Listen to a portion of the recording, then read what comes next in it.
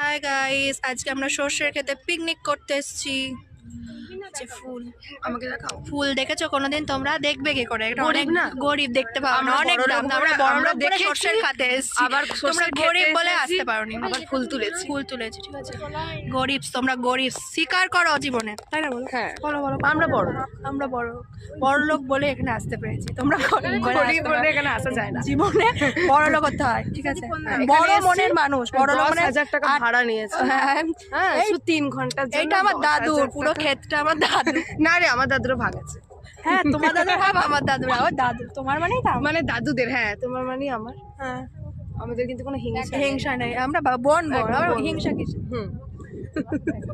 এত সুন্দর দাদু জমিটা সাজিয়েছে, আমি শুধু ভাবি। একদিকে আলু, একদিকে সর্ষে। সর্ষে, এগুলো কি কি জানি?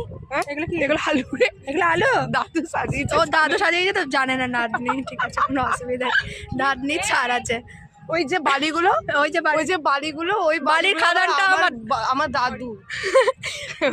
আর ওই বাড়িগুলো আমার। ওই যে আমাদের যে বাড়িটা হবে, বাড়িগুলো তুলে নিয়ে যে করবে সব ফ্রিতে। আর ওই বালির খাদানটা যেটা আছে ওটা আমাদের। ওটা তো ওই যে গাঁদা ফুল গাছগুলো দেখছো, সিনেমাটা হয়েছে না, agriculture যে যে ওই কয়লা খনির পাশে যে ব্যাপারটা দেখিয়েছে আর কি, ওটা অ্যাকচুয়ালি জায়গাগুলো সব আমাদের।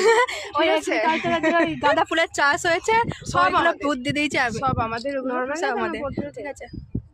ও বাবা, একজন এই